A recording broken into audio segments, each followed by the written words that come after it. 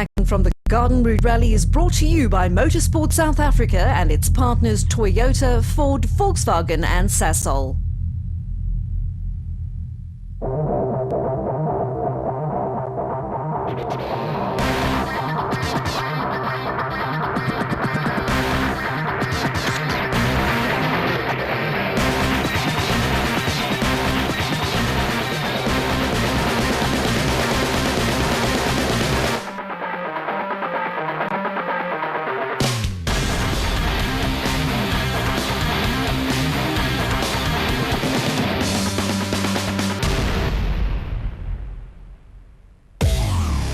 The old tale of the tortoise and the hare might as well have been written for the Class S1600 competitors in the 2013 National Rally Championship. Except in this version of the story, there's really only a tortoise and a massive hares driving the latest purpose-built rally machines. In the tale, it is the tortoise that wins in the end, as Craig Trott has so many times in his long rally career. But that is an old story, and if it was up to Clint Weston and Thilo Himmel, a new ending would be written during the Garden Route Rally. Trott's Toyota Run-X has seen so many battles, it's a wonder that he's still competitive in it. Yet the new and expensive R2 spec rally cars of Himmel and Weston only hold an edge if their pilots bring them through in one piece. Throughout 2013, it's been a ding-dong battle mainly between Weston in his Reed tanker sponsor Citroën C2 and young Namibian Thilo Himmel in his Toyota Etios. But whereas the two fast guns had each made mistakes and not finished events during the year, Trott had brought his total sponsor Toyota through every single event. The result then is that the championship has come down right to the wire, balanced on a knife's edge, ready to fall any which way at the whims of the rally gods. After 7 rounds then, there were 3 within touching distance of the crown. Trott held a tenuous lead over Weston and Himmel, with each of those requiring the old fox to finish lower than third, and the other to not finish at all. Sure, there were many more permutations, but in the end, each of their goals were clear. Weston and Himmel simply had to win, and then whatever Trott managed would dictate the outcome. And for Trott, the game plan had to be the same as always. First finish, then worry about the result. It may not sound very glamorous, but it's brought him to the final round of the championship, standing at the top of the pile. With just a bit of luck, he'd be able to end his rally career on the highest possible note. Behind the championship leaders, Van Beurden, Haig Smith and Kurtze followed. Behind them, Bottrell, Van Rensburg and Belark completed the top 10.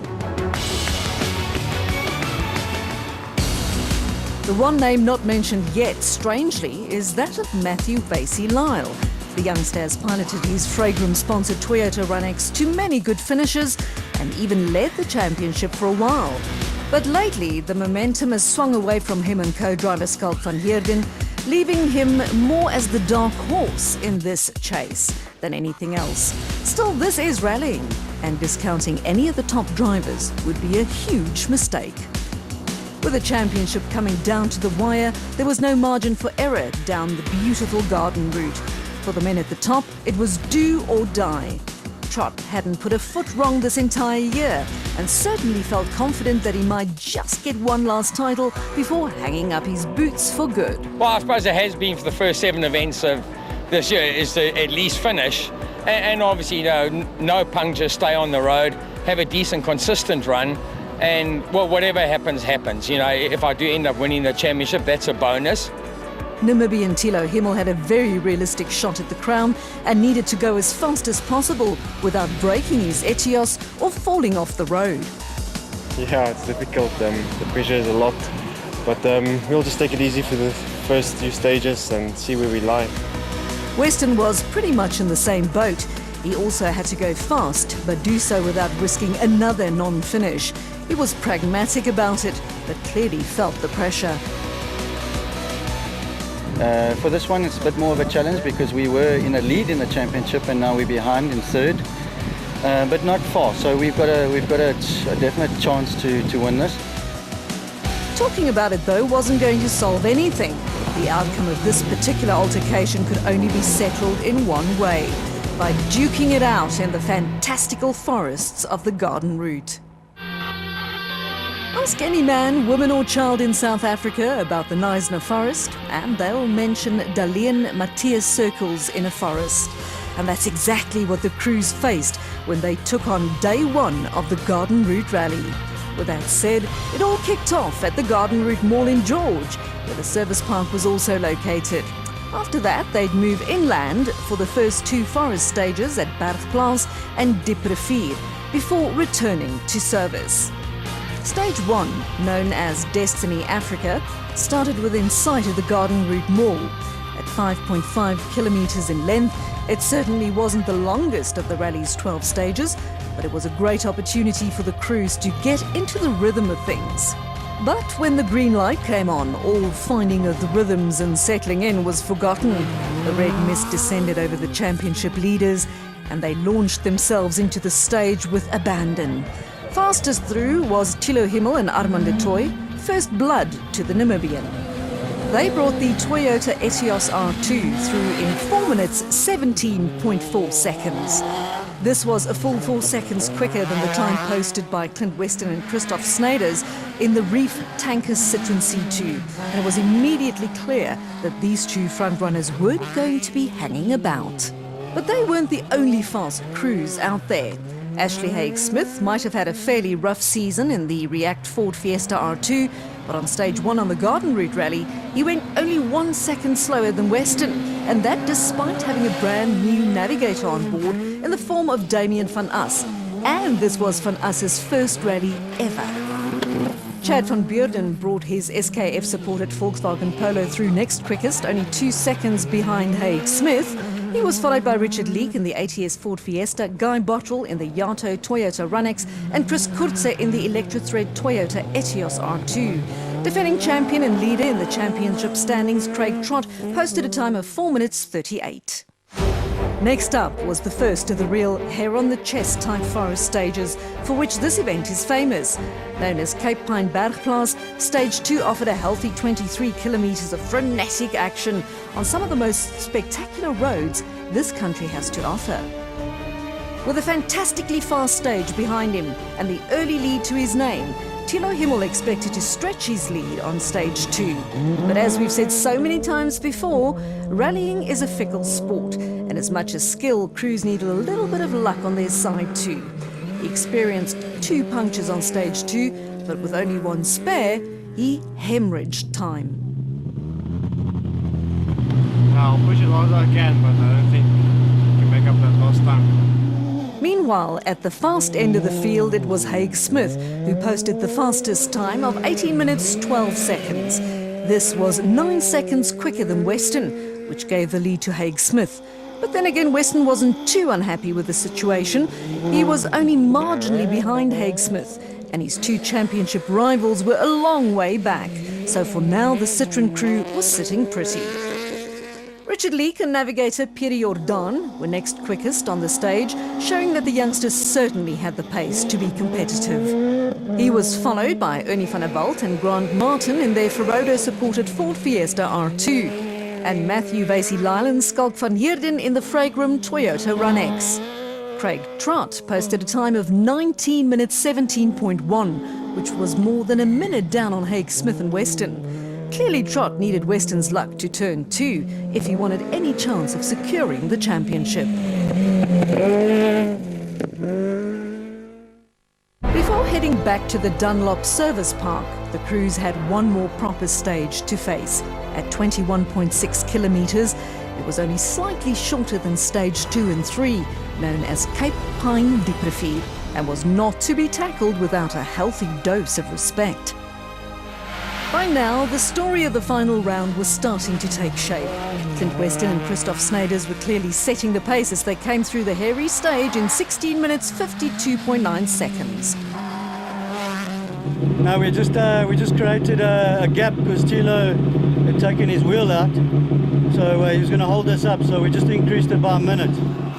Their time was 30 seconds faster than that posted by Ernie van der Walt in the Ferodo Ford, who was second quickest through the stage. As Ernie remarked after exiting the stop control, they were going to need a wheelbarrow to collect all the wrecks in there. Behind Van der Bolt, the stage had wreaked havoc with the field. Richard Leek had rolled the ATS forward, and the same happened to Guy Bottrell in the Yato Run-X. Chad van Beurden in the SKF Polo was another victim, as was young AC Potgieter in the Volkswagen Polo. With the field decimated, Trott's chances of a championship increased dramatically. All he needed was for Weston to slip up, and the crown would be his one final time. Yeah, when you see the odd car broken down on the side of the road, one rolled, one here, and you think, geez, what's waiting around the next corner? But with only 3 stages done, it was too early to assume anything, especially in the sport of rallying. So after the morning stages, the crews headed down into George for some much-needed rest and repairs. The mountains of the Garden Route had certainly taken their toll, and the moment of respite wouldn't go amiss. After 3 stages, it was the names of Clint Weston and Christoph Snyders that topped the standings. They were exactly half a minute ahead of Ashley Haig-Smith and Damien van As at this point, who in turn led Ernie van der Bolt and Grant Martin by 45 seconds. Dark horse Matthew Vasey-Lyle was hanging on to 3rd place, with Craig Trott and Janine Lodens lurking into 4th. Himmel had slipped to 5th overall and had Verlank, Kurze and Van der Westhuizen behind him. With service behind them, it was time for the teams to head back to the mountains for the next 2 stages. These stages were exact repeats of the morning session, but by now the surfaces had been churned up significantly. So even though it had become more familiar territory, the stages had also changed in terms of grip. For the crews in Class S1600, this made the going tough, to put it mildly. Not that this seemed to bother Clint Weston too much. His time was 18 minutes 10.7. That's 11 seconds faster than his time during the morning's run of the stage. But we cleared that quite nicely. Now we know what road it was. So I was a lot happier, and he was stuck on the notes here, which is good. He pipped Haig-Smith by only a single second, ensuring that he remains in the lead. It's a good stage. It's one of my favourite stages of the championship. So great, the navigator's doing a fantastic job. Those two were clearly in a class of their own, as the next quickest competitor only managed a time of 19 minutes 9.5 seconds, just about a minute slower than Weston and Haig-Smith. That man was Matthew Vasey-Lyle in his Fragram Toyota Run-X. Vasey-Lyle had led the championship himself earlier in the season, so was clearly a driver to take note of. The rally's going well so far. We're doing alright in the stages. I've just got a problem with my steering. This whole thing's loose, so it's becoming a bit of a mission. Yeah. Craig Trott followed just 2 seconds behind, which wasn't going to bring him any closer to Weston, but kept him in the fight in case something happened to the Citroen up front. That's when I realised, we just got to survive today. The stages tomorrow are a little bit smoother. It's pointless going flat out. Now, a lot of guys are suffering punctures. That's the last thing I need. Further down the order, Thilo Himmel was now back on the road with air in all his tyres. He had no choice but to push hard, but all was not well with the Etios, and he lost more time to Weston. Stage 5, a repeat of Cape Pine Diep Rivier, would prove to be one of those stages, the ones we end up talking about for years to come. Sure, it was just a repeat of the morning's run, but the results here would have a profound influence on the outcome of the rally and the championship as a whole. Not that anyone knew this when the lights went green at the start of the stage. It all seemed in order for the moment. Clint Weston proceeded to win yet another stage by posting a time of 16 minutes 57.3, some 5 seconds slower than his time earlier in the day. It was, however, more than enough for the Citroen driver to retain his position at the head of the field. His only real competition on this event came in the form of Haig-Smith, who was constantly yapping at Weston's heels. But yapping was all he could muster, as he lost yet another 8 seconds to the Citroen. Matthew Vasey-Lyle came through next quickest, but the big question was, where was Craig Trott? It wasn't a question that would be answered immediately, though. By the time the last crew exited stage 5, this is what the standings revealed. Weston was still in the lead, with Haig-Smith 40 seconds behind him. Ernie van der Walt was in third, with Vasey-Lyle and Verlank following. Absent from the standings, however, were the names of Trott and Lourens. Waiting in the service park, it was quickly clear that the rally had taken its toll. Himmel was down and out, and Western Citroën was bearing battle scars. I must say I can't complain with the conditions out there. It's quite rough and a lot of rocks and bridges and down the mountains and stuff like that. But especially now the fact that it started raining, so it was quite slippery. However, it was also clear that something was amiss with the team total driver Craig Trott. The normally dependable crew failed to return to service at the end of the day, bringing a great deal of happiness to the Western camp as a result. And then the news came. Yeah, near the end of path, they rolled it, yeah. And so day one of the Garden Route Rally came to an end. The weather for day two looked threatening, but for Western, all that was needed to be crowned champion was to finish. And let's face it, that seemed very likely. Join us after the break for the conclusion of the 2013 National Rally Championship.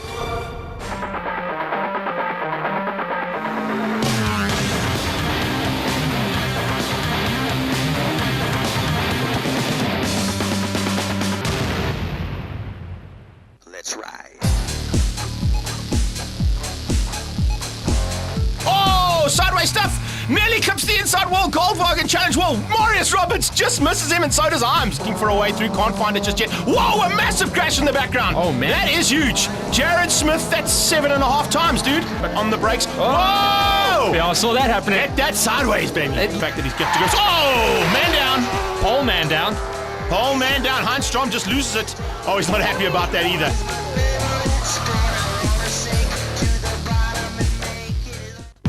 If you're looking for aftermarket or perfectly good used spare parts for any model Mercedes, Volvo or smart car, then 4 Aces is your solution. With over 12,000 square meters of stock, we will have what you are looking for. We even have a 100% money-back guarantee and personal assurance on everything we offer for added peace of mind. So if you're looking for the right part at the right price first time, contact 4 Aces on Pretoria 327 3222. Now you're sorted. This week on The Bike Show, we tour the Cape on next year's Harley-Davidson touring bikes. We take a quick look at KTM's new 390 Duke and choose the perfect bikes for the perfect road in the Western Cape. Pirelli, power is nothing without control. How scared are you? I'm scared. World War Z is a pulse-pounding action epic. It's genuinely thrilling. World War Z. Own it on Blu-ray and DVD, Friday, 29 November. The world awaits. In honor of the silly season, Herschel is giving away some awesome hampers. Herschel has hundreds of specialized lubricants, aerosols, and cleaning products to fulfill every petrolhead's needs. And most are trike, perk, CFC-free, and plastic-friendly. You can currently get your hands on both the silicone spray and multi-purpose spray in a 2-for-1 promotion at Builders Warehouse. But if that's too far for you, then sit tight, as Herschel is giving 15 lucky viewers hampers worth 450 Rand each. To win, just answer this easy question. Which 2 products, essential for everyone, can you currently get in Herschel's 2-for-1 promotion at Builders Warehouse? Is the answer A, roller and paint, B, silicone and multi-purpose spray, or C, I love e-toll stickers? SMS Herschel plus your answer, either A, B or C, plus your name to 34814. Terms and conditions apply. SMSs are charged at R1.50 and you can enter as many times as you like. The competition closes at midnight on Sunday the 15th of December. Herschel, the winning formula.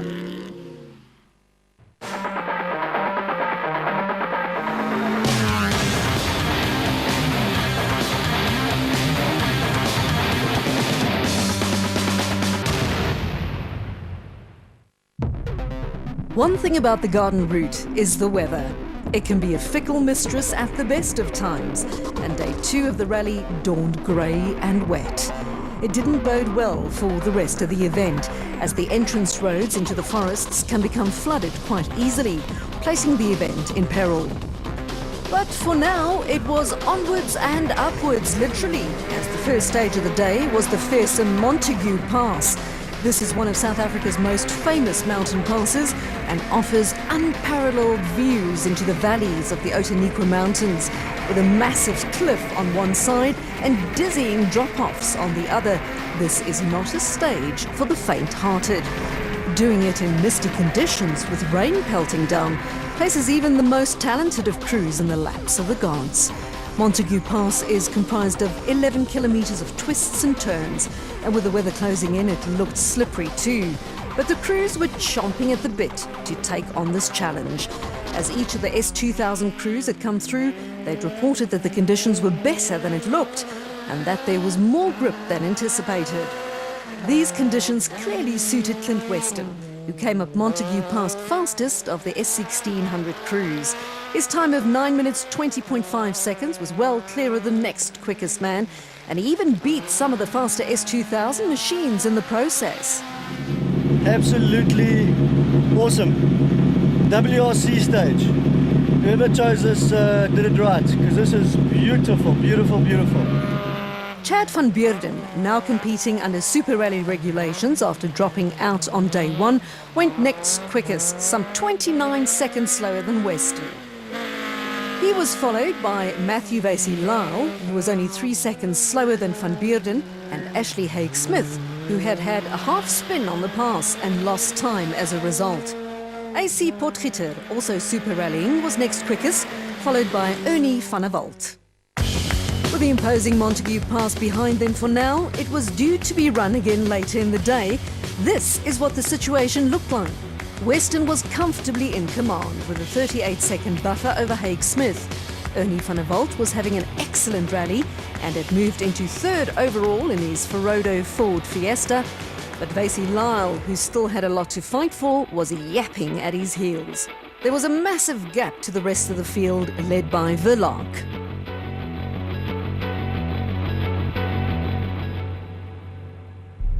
But that, sadly, was as far as this battle would go.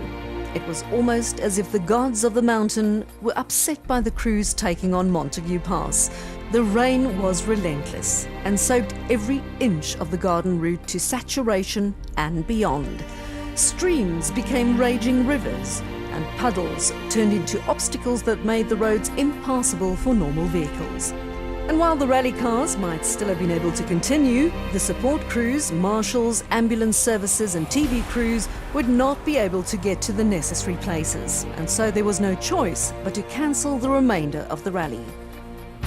While the stewards of the sport deliberated about the outcome, the crews returned to the Dunlop Service Park at the Garden Route Mall. They had a lot to be anxious about, as the championship was still in the balance.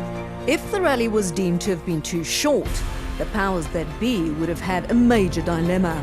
Not enough race distance would have meant that the results of this event would be null and void, and the championship needs 8 rounds to be valid. So cancelling the event could have had major repercussions. But in the end, the stewards declared the rally as sufficiently long. The teams had covered some 58% of the full race distance. This meant that not only was the rally long enough on count, but it also meant that the championship itself was valid. What was supposed to be the results after only 6 stages suddenly became the overall results. And for Weston, that was the happiest news in a long time. He was the man at the top of the standings, which also put him on top of the championship, especially with neither Trott nor Himmel finishing the event, and Vasey-Lyle managing only 4th by the time play was suspended. So, Weston was crowned as champion at the Garden Route Rally, and his right-hand man, Snyders, won the Navigators Championship. This was especially sweet for him, as he had previously won the Drivers' Championship too. But for the pair of them, the victory in the Garden Route came at the end of a tough season, where they did battle with other competitors, the elements, and the reliability of their little French machine.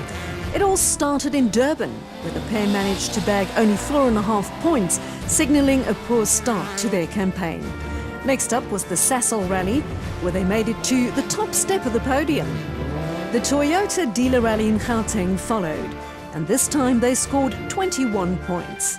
They followed the good finish in Gauteng with a second win for the season, this time on the Volkswagen Rally in Port Elizabeth. The second Gauteng event followed, this time sponsored by the Ford dealers. Western managed only 6 points here after his power steering gave in on the second day, and he rolled the little Citroën on the final stage. So off to the Cape they went for the Toyota dealer rally, where they again scored 21 points, putting them neck and neck with the Etios crew of Himmel and de Toy. But then came the low of their season. After a great event, they were excluded from the results of the Polokwane Motor Rally due to a transgression on day 2, netting them 0 points and setting up a spectacular season finale at the Garden Route. And now finally a victory on the Garden Route Rally and a championship in the bag. For Weston, it was the sweetest moment in his rally career, and one that will keep him smiling and smiling, that is, until the first event of 2014. It's absolutely magnificent. You know, I know how much goes into this sport of rallying. A lot of money, a lot of effort, and I think it's not only myself as a driver, but my navigator and then my team, Donnie and Brenton. They've just been absolutely phenomenal the whole way through, never given up. And Reef Tankers on the Citroën. They're the guys that pulled me through here. Join us again next year for an all-new season of the South African National Rally Championship. A championship that will be contested without team total, which means Craig Trott won't be there to keep the youngsters honest. And a championship without Himmel, who is most likely moving on to greener pastures. But as ever, Class S1600 will deliver all the action, the thrills, spills, triumph and tragedy that it always does, because that's what this sport is made of. All the highs and lows, twists and turns from the Garden Route Rally 2013 was brought to you by Motorsport South Africa and its partners Toyota, Ford, Volkswagen and Sasol.